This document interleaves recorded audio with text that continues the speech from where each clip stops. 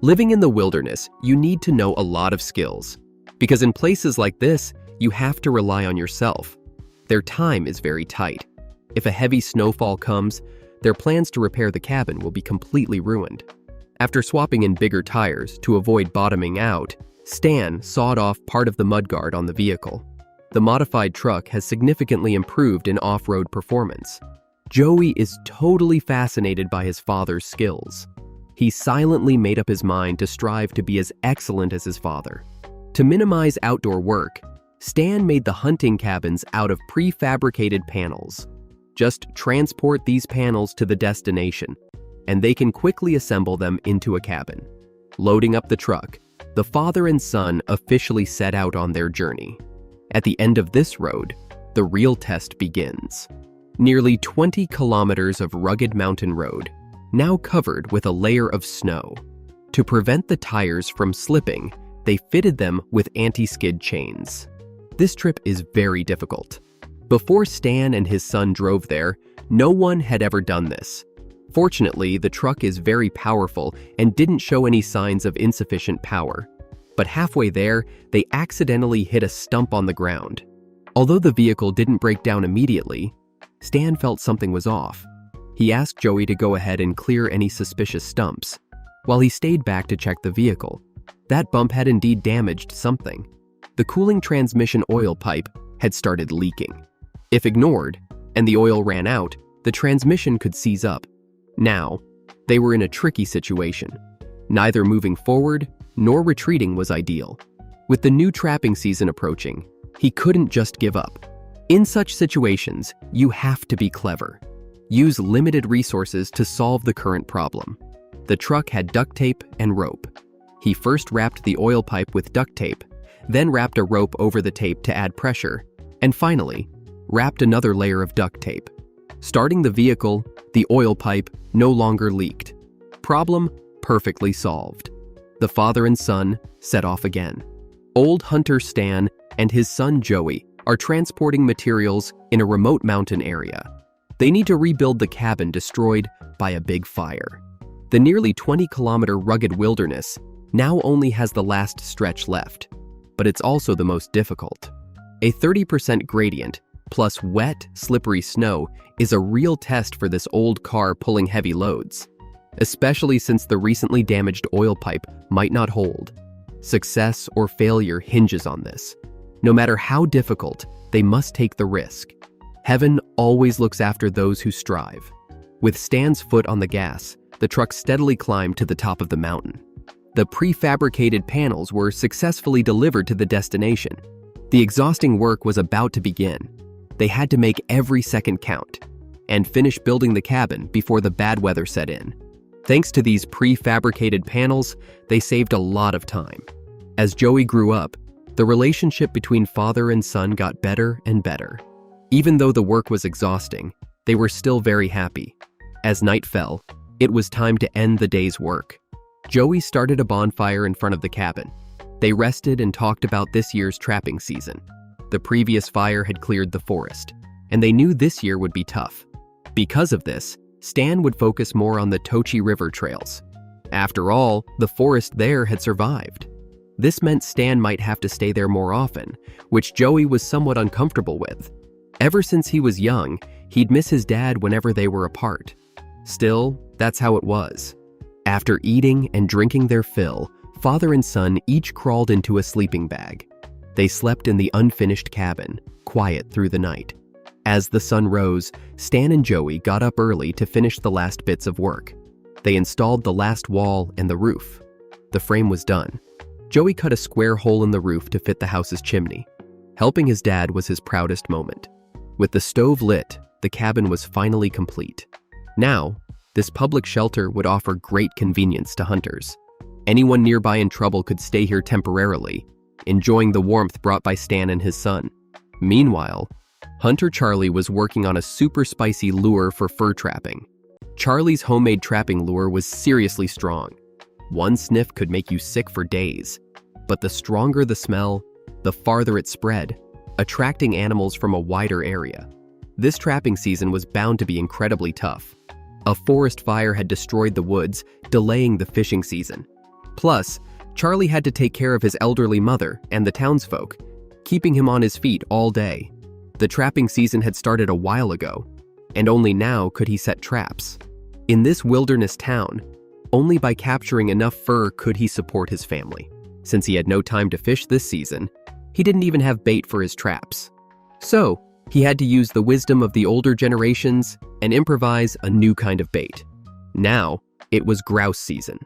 Charlie decided to use it as the main ingredient for his new lure. After some searching, he found his target on a spruce tree.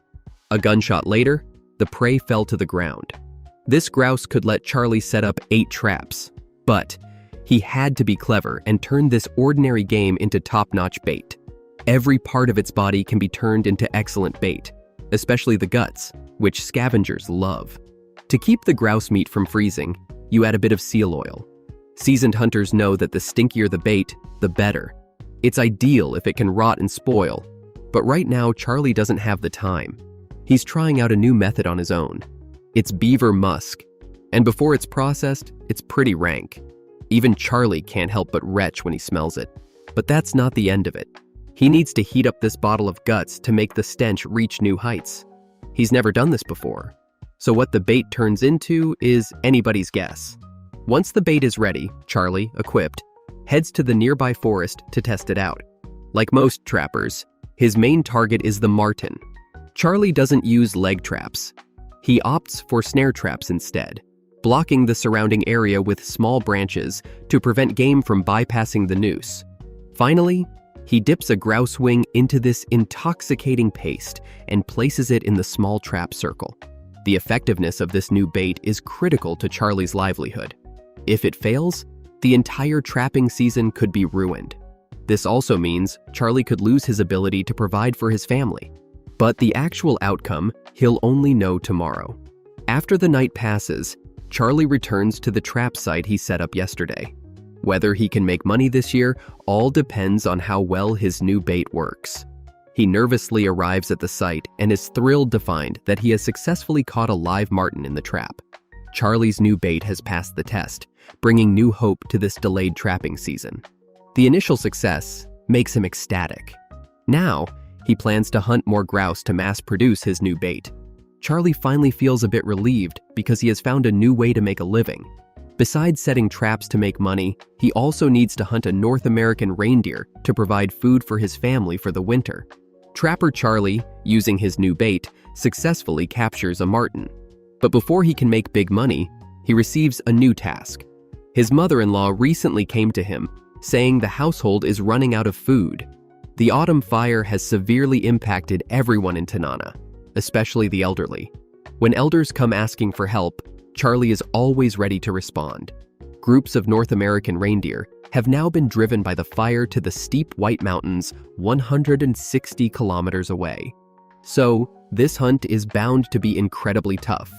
It's a long journey, and Charlie goes alone. If he loses his way in the wilderness, he could face life-threatening dangers. However, such dangers are necessary paths to success. Just then, the motorcycle engine suddenly died and couldn't be restarted. By this time, he had already traveled over 90 kilometers, with no village ahead and no shops behind. In such a place, with a problem like this, he could only rely on himself. After a careful check, Charlie discovered that the fuel line, exposed to the elements, had become clogged due to the cold weather. The thermos he always carried with him now proved its worth. He needed its heat to thaw the fuel line. After clearing it, he reattached the fuel line, and the engine started up again. Now, with over 60 kilometers still to go to White Mountain, to prevent his family from going hungry, he had to move quickly. To avoid getting lost, he had to periodically pull out his map to check his position. After a long journey, he finally reached near the summit of White Mountain. When the strong winds blow the snow away, some plants are exposed, and the caribou feed on these plants. Such spots don't exist on the plains, only possible at the mountaintop. Charlie's judgment was spot on. When he reached the summit, it was covered with tracks of prey. To eat, they keep moving, so he planned to get ahead of them and set up an ambush, waiting for the prey to come to him. However, before he saw any deer, a white fog suddenly drifted his way. With his extensive wilderness experience, Charlie knew this was caused by the strong winds. It could likely lead to a whiteout, which, in the wilderness of Alaska, could be deadly, especially without any shelter, making it easy to freeze to death. Faced with this, Charlie had no choice but to leave first and seek refuge in the valley below. But moving down there also meant he might not encounter any game. Now, he could only search everywhere and hope for luck. Charlie ran around like a headless fly, hoping to stumble upon a deer. He had never been so blind in his hunting before. Hardworking people usually don't have bad luck for long. He soon got his reward. On a plain, he unexpectedly found 2 or 3 fresh tracks of game. After some searching, a deer appeared in the nearby bushes. But with many obstructions in front, it was not a good spot for hunting. Charlie had to find a better spot before the deer could escape. He quickly got on his motorcycle, moved ahead of the deer, and when he reached an open plain with no obstructions, Charlie quickly started his hunt. After 2 shots rang out, the reindeer lay in the snow. He breathed a sigh of relief. Mission accomplished. He skinned the game on the spot, discarded the innards, and then he brought the spoils back to Tanana town. Back home, Charlie grabbed a big deer leg and gave it to his mother-in-law, completing his mission perfectly. Living in the wilderness, meat might be free, but the dangers can be deadly. If you had the chance, would you dare to try this kind of life? To get deer meat for his mother-in-law, Charlie had to hunt far away. Luckily, he fulfilled his mission and successfully caught a North American reindeer. The autumn forest fire not only delayed Charlie's trapping plans, but also severely affected all the hunters in town, including the old hunter Stan. Now, he finally has time to go trapping. Their main income comes from trapping animals. With the nearby forest destroyed, he had to try his luck at the distant Tosey River. To make a living, he had to leave his warm home and say goodbye to his family. Stan set off northward, but just 12 kilometers out, he encountered a problem. The destroyed forest had left a vast plain, where fierce winds mixed with heavy snow hit hard, causing very deep snow accumulation. The dog's short legs were completely buried in the snow, and they also pulled a snowmobile, making it impossible to move. Stan had no choice but to return the way he came. But if he couldn't trap near Tosey River, he wouldn't be able to provide for his family. So, he couldn't back down and had to find another way to get there. After careful consideration, he decided to first clear a path with his snowmobile. To handle this dangerous journey, Stan, who prefers to work alone, brought his son Joey to help. This is what you call, when hunting tigers, brothers fight together. When going to battle, father and son join forces. Father and son packed their gear and set off again towards Tosey River. This year's snowfall was incredibly heavy. Even Stan had never seen anything like it. Not just the dog sleds, even the snowmobile was struggling to move. Sometimes, when the machine got stuck, it was very difficult to start it again. And this bad road lasted for at least a dozen kilometers. In fact, the road had not just snow, but also streams, large and small, that repeatedly blocked their way. As the light slowly faded, their only option was to keep going. Turning back now would mean failure, and the family's income for the whole year would be lost. They walked from day into the deep night. By then, it was pitch dark. Father and son finally reached Tosey River.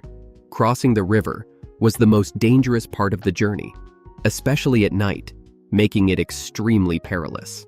Unexpectedly, the river was experiencing overflow, with soft snow mud everywhere, making it impassable. The hunting cabin was just in sight, but they were stuck at the crossing. Having come this far, father and son were not going to give up easily. They grabbed the ice chisel to check the ice thickness, but the situation wasn't great. The river surface was covered with slush, and some areas of the ice had hollow spots underneath. Just then, Stan spotted a line of wolverine tracks crossing the area. This indicated that the ice layer beneath the snow should be stable. The father and son decided to take a risk. They followed the wolverine tracks straight across the Tosey River. No sooner said than done, they started up the engine. Stan led the way with Joey behind. Risking their lives, they charged ahead. How bold a person is. Surprisingly, they made it across safely and finally reached the hunting cabin. Stan's trapping plans could proceed as scheduled. Since this trip took them far from home, Stan couldn't return often. He left the care of his mother to Joey. Life in Tanana is tough, day after day, but the hunters relish it. Sometimes I wonder what kind of belief keeps them going in such harsh conditions. In Tanana, Alaska, the road to the city was finally built. Hunters Charlie and James barely managed to find a moose, but outsiders beat them to it. They took the valuable antlers and left a lot of meat behind. For the natives, wasting nature's gifts is a shameful act. Now, with scarce resources and new competitors, it's hard to see how they'll manage in the future. So far, they have no viable plan to deal with these outsiders. They just have to take it one step at a time. Female hunter Courtney now bears the burden of providing for her family. During the annual moose season, she definitely needs to hunt to support her family. Since the devastating fire, nature has been healing itself. Plant life is flourishing, but animal numbers haven't increased much. Their family's hunting grounds are over 110 kilometers from Tanana. The 20-day moose season is nearly over. 17 days have passed, and she hasn't even seen a moose. But today, her luck seems to have turned. Right after landing, she spotted moose tracks. Wilderness children learn survival skills from a young age to continue these life traditions. She signaled to her child to keep quiet, while she knocked on bushes and mimicked moose calls, hoping to lure them out. Suddenly, a gunshot rang out nearby, startling Courtney. How could there be someone in her family's hunting grounds? To avoid being mistaken for game by outsiders, she and her child quickly left the unsafe area. This is the downside of the new road. While it brings convenience, it also brings invaders. After settling her child, Courtney returned to the hunting grounds alone with just 8 hours left in the moose season. Today is her last chance. Every time she goes hunting, she pays extra attention to the little birds in the sky. Because these little animals, sometimes it's like their brains light up, guiding hunters to the right direction. When hunters succeed, they get scraps like the innards. Although the night owl gave Courtney a clear path, humans are short, and it's tough to spot game in the bushes. I can't see. Let's not even talk about using drones or infrared tech. If we allowed that stuff, all animals might face extinction. To see farther, Courtney climbed a tree, but still no sign of any animals. Turns out, sometimes these birds aren't reliable, just like Charlie. After 20 days of hunting, the Moore family won't have moose meat this year. The days ahead will be even tougher. Not sure how they'll cope. Hunter Charlie is hunting the world's largest deer, the Alaska moose. Life in the wilderness is just day after day, people doing the same things every year, struggling against nature. But starting this year, Tanana is going to change a lot, because the road to this wild town was finally built. Lots of outsiders are flooding in, seriously messing with the hunters' lives. The 20-day moose season now has just 3 days left. In the past days, Charlie hasn't even seen a shadow of a moose. He's been hunting in these woods his whole life, rarely facing this situation. For centuries, without it, surviving the winter would be much tougher, might even starve to death. It's been a long time since the big fire. The forest is slowly coming back to life. Normally, it shouldn't be hard to find a moose. There's definitely something wrong here. Now it's evening again, another day wasted. This can't go on. Charlie must come up with a new plan to change the current downturn. First thing tomorrow morning, he's going to sharpen the chainsaw chain. He's preparing to go to a new place, to pioneer a new hunting ground. Over the past 20 years, Charlie has seen the moose numbers around Tanana keep dropping. Used to be a dozen game in each hunting ground. Now you have to go tens or even hundreds of kilometers just to see one. Feels like only allowing hunting of males isn't so sensible. After all, female deer can't have babies on their own. To hunt moose, he's brought along his buddy James to help. 2 people working together, the chances of success are higher. To avoid outsiders, they're heading to a wetland south of Fish Lake. It's remote and rarely visited. Now it's breeding season. They figure they might encounter a male. Once in the forest, Charlie starts imitating moose calls, hoping to attract them. Dealing with such large prey, you have to be very careful. They might only eat grass, but those antlers are no joke. After hours of searching, they finally found a male moose's footprint, and it was fresh. Looking along the trail, it was a path made by moose. The hunters decided to follow this trail. The further they went, the more footprints they found, and they were even fresher. They started getting excited. Just then, Charlie suddenly saw their target was on the other side of the river. The two hunters rushed to the lake edge, getting ready for a perfect shot. Hunters Charlie and James, after a long search, finally spotted an Alaska moose. They immediately got into hunting mode, hoping to secure food for the winter. Unfortunately, James didn't make the perfect shot. The moose ran off. They had to quickly chase after it, but it was too late. Moose are too fast for humans. By the time they reached where the moose had been, it was long gone. The cooked duck had flown away. But they wouldn't give up, because their wives and kids were waiting at home for them to bring back some deer meat. People in the city, they just need to find a factory job screwing bolts, and their families won't starve. But here, if they don't catch any meat, it's a matter of life and death. They tracked until the evening, but still didn't see any sign of the moose. Now, they had to set up camp and try their luck early the next morning. That evening, while eating fish sticks and chatting, they suddenly heard gunshots and saw lights in the distance. Charlie knows the people of Tanana very well, and he was sure these weren't people from his town.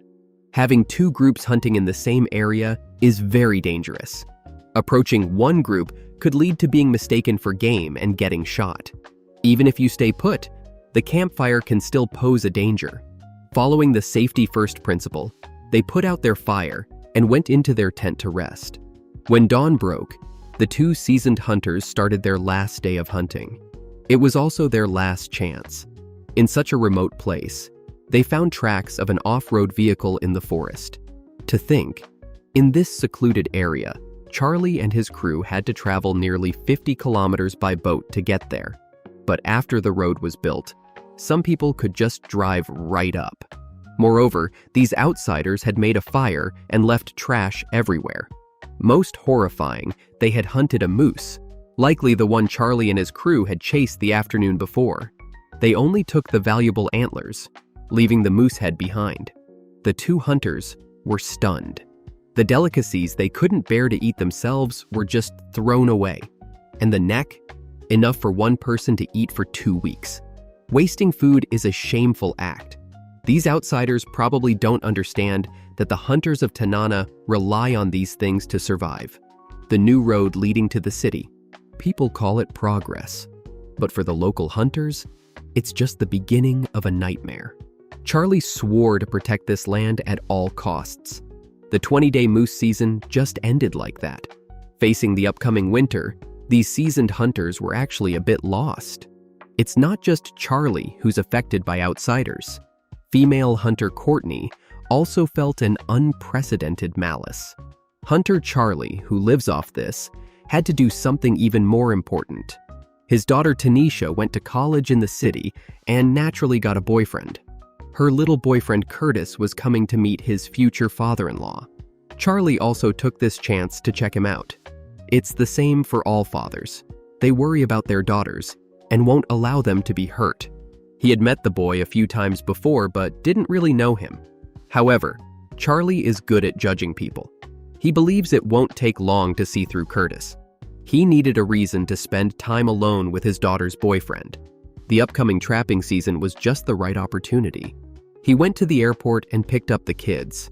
Charlie didn't have much time to spend with them. Before the trapping season started, he had to check all the traps. He had to make sure the traps weren't bent or misshaped, and that they functioned mechanically well. This was to ensure they could catch prey. November 1st is the start of the trapping season. The first 2 weeks are the best time to catch martens. During this time, you can earn at least half of the season's income. Wasting time means losing a lot of money. Charlie's maintenance of the traps caught Curtis's interest. The young man was quite savvy and knew how to curry favor with his future father-in-law. He had some hunting experience before, so he volunteered to help along the trapping line. This was exactly what Charlie was hoping for. He was worried about not having a chance to test the young man. After giving the old line back to the original owner's son, Charlie had set up a new line along the Yukon River. The road to there runs along the riverbank. Every year, falling rocks and accumulated driftwood block the road. Today's main task was to clear this road. Once the trapping season starts, they could immediately go to work.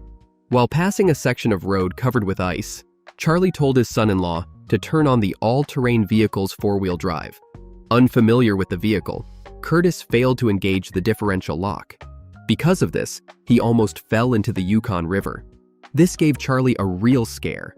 If anything happened to his son-in-law, his daughter would probably never forgive him. To ensure the young man's safety, he quietly followed behind. Not long after, fallen trees blocked their path. Curtis put all his effort into clearing the way, earning Charlie's preliminary approval. After clearing the dead trees, they arrived next to a small stream. Charlie stopped to observe, but Curtis didn't think too much about it. He just charged in, but the car didn't make it. He ended up falling into the icy water. They quickly pulled the car back. Then they immediately started a fire to warm Curtis up. Charlie was a bit worried, thinking he might get an earful from his daughter when they got home.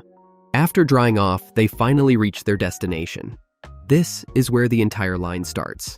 They set up Charlie's first trap here, a slanted tree trunk, a traditional marten trap.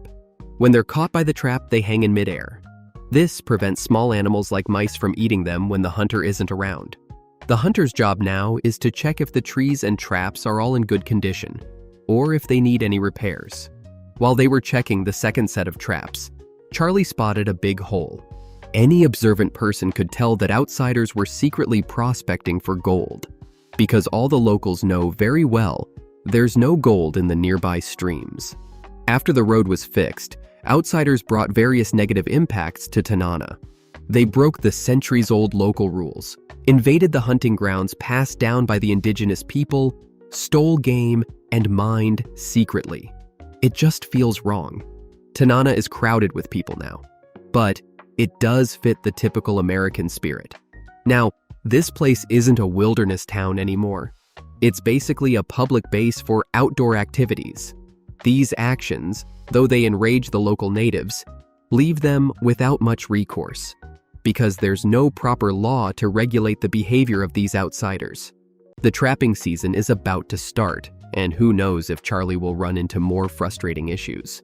To hunt beavers in the lake, this hungry wilderness couple is making arrows out of junk. After a huge effort, they finally succeeded in making the shafts. Now, they're making arrowheads from scrap glass. This delicate task is up to Chris's wife. Jessie uses 2 pliers to shape the glass into arrowheads. They expect to shoot at close range, so the edges don't need to be very sharp. They notch the shaft, then set the glass arrowhead in place and secure it with wire. After attaching the feathers, their rough arrows are ready. With all their gear set, they head back to the small lake. Since they're hunting at close range, they need to move into the area where the prey is active and stay hidden. They find a trail often used by beavers and plan to ambush them there. Then, they gather some branches to use as their hiding spot. Chris holds a rope in his hand, the other end tied to the arrow. When the arrow hits the prey, they can use the rope to pull it ashore. Everything's ready, now they just wait for the prey to come to them. The couple waits anxiously for a long time, finally seeing an unlucky beaver swim their way. Jessie is good at hitting stationary targets, but moving ones are much harder.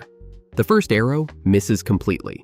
The beaver slowly swims away, as if mocking them as fools. They lose a great opportunity, leaving the couple somewhat desperate. Now, waiting for another prey seems even harder.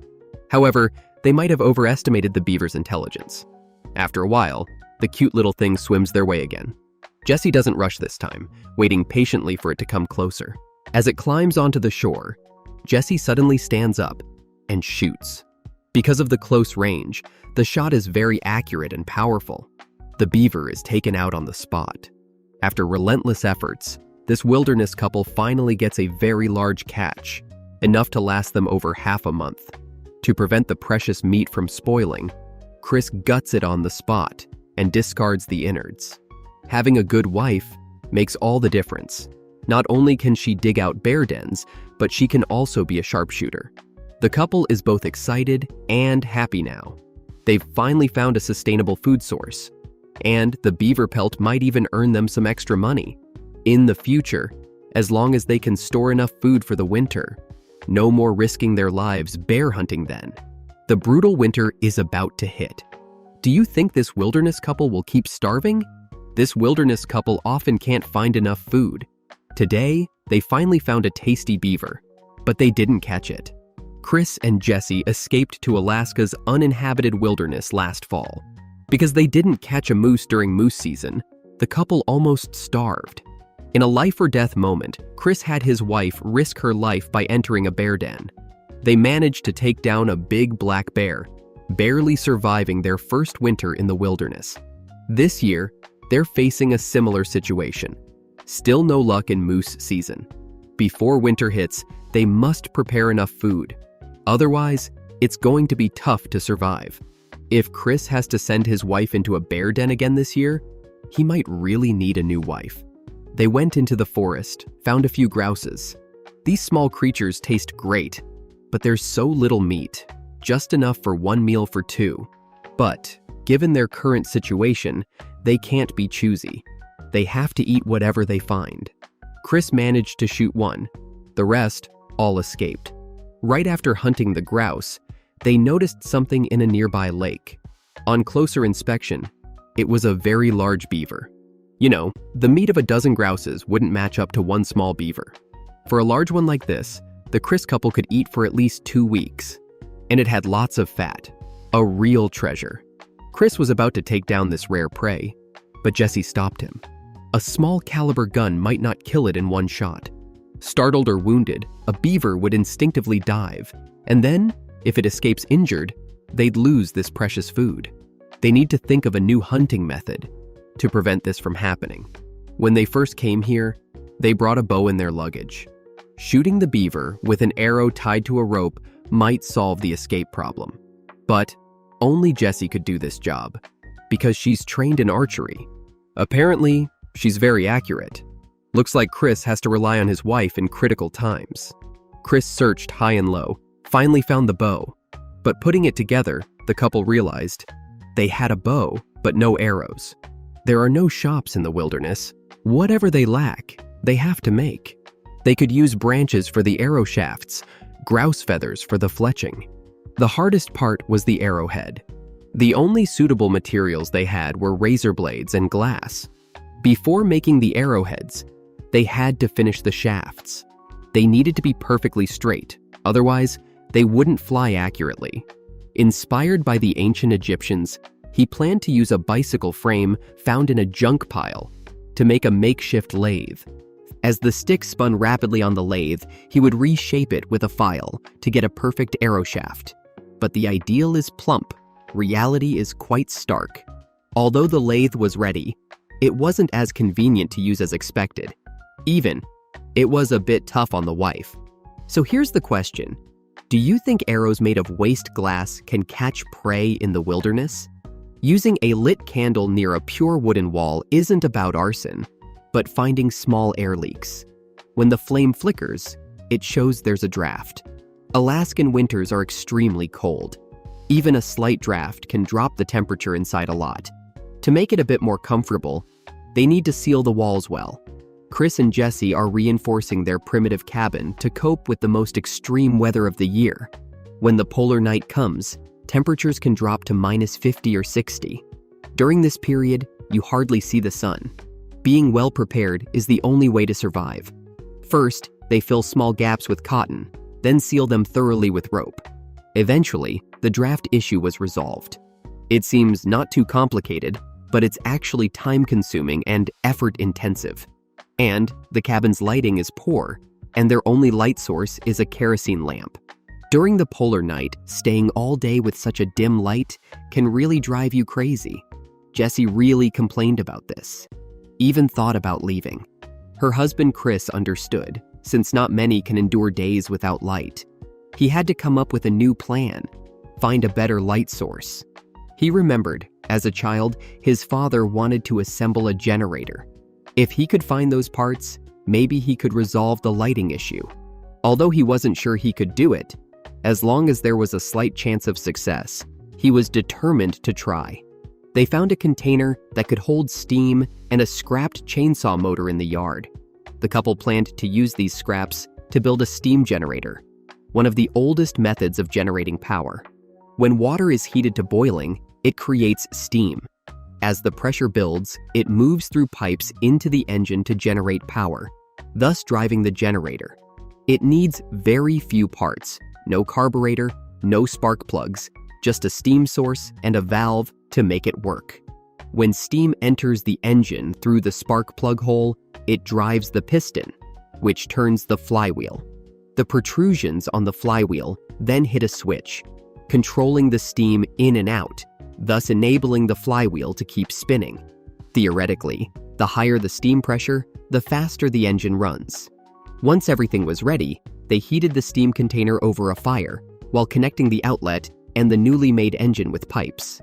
Ideally, a pressure gauge should be added to the steam pipe to monitor its pressure at all times, preventing explosion and injury. But in the wilderness, they had no such parts.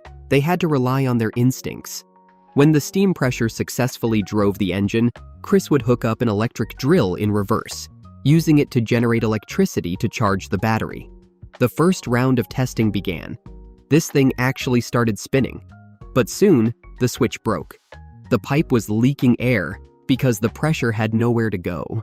But that was no big deal. Chris quickly fixed these issues. He reconnected the steam, and the motor started spinning again. The generator began to work properly. Seeing the light bulb light up, the lady of the house was overjoyed. Life in the wilderness. A lot of things are created from scratch. The real joy is in making them yourself.